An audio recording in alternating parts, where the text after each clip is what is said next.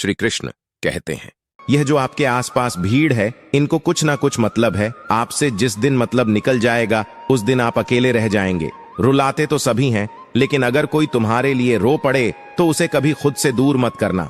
जो ईश्वर रात को पेड़ पर बैठे पक्षियों को गिरने नहीं देता, तो सोचो वह तुम्हें अकेला और बेसहारा कैसे छोड़ सकता है। घमंड और पेट, जब यह दोनों बढ़ते हैं तब इंसान चाहकर भी किसी को गले नहीं लगा सकता। किसी के साथ बुरा करना वह कर्ज है जो भगवान आपको 2 गुना करके वापस देता है, वह भी ब्याज के साथ। जन्म के समय नाम नहीं होता, मात्र सांसें होती हैं, और मृत्यु के समय नाम तो होता है पर सांसें नहीं होती। इन्हीं सांसों और नाम के बीच की यात्रा को हम जीवन कहते हैं। कुछ लोगों को भगवान खुद हमसे दूर कर देते हैं ताकि वह हमारी जिंदगी खराब ना कर सके।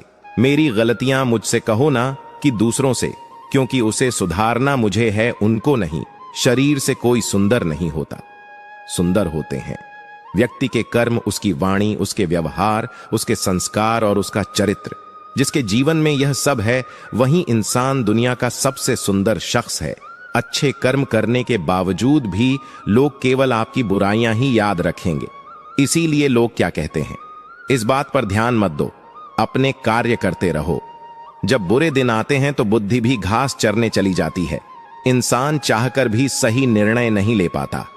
इसीलिए तो कहा जाता है, इंसान बुरा नहीं होता, उसका वक्त बुरा होता है। भाग्य से जितना अधिक उम्मीद करेंगे उतना ही निराश करेगा।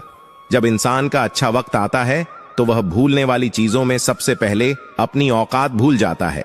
कोई अगर आपकी किस्मत में होगा तो वह आपके पास खुद ही चलकर आएगा। पैसा सिर्फ जीवन शैली बदल सकता है, दिमाग, नियत और किस्मत नहीं। मनुष्य को इस संसार में जो भी मिला है उसमें उसको खुश रहना चाहिए। जो नहीं मिला उसके लिए दुख नहीं मनाना चाहिए।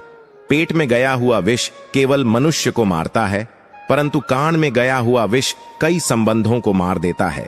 आशा और विश्वास कभी गलत नहीं होते, बस यह हम पर निर्भर करता है कि हमें किससे आशा रखनी है और किस पर विश्वास करना है। भगवान से ना डरो तो चलेगा, लेकिन कर्म से डरना जरूरी है, क्योंकि कर्मों का फल तो भगवान को भी भोगना पड़ता है। रिश्तों की कद्र करनी है तो वक्त रहते कर लीजिए, वरना बाद में सूखे पेड़ को पानी देकर हरियाली की उम्मीद करना बेकार है।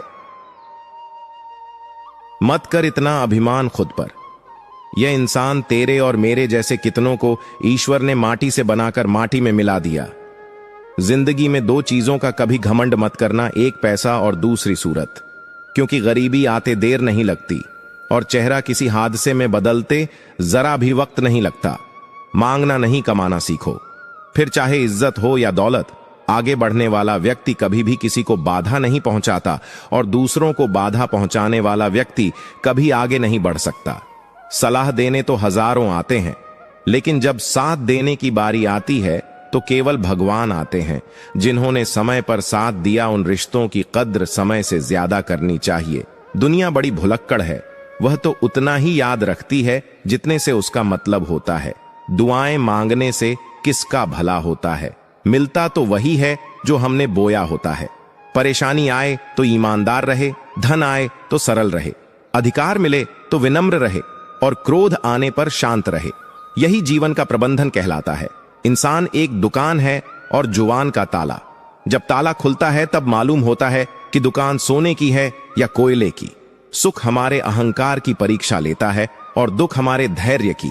जिंदगी की यह दोनों परीक्षाओं में उत्तीर्ण होकर ही हमारा जीवन सफल होता है। जीवन में कभी हार मत मानो।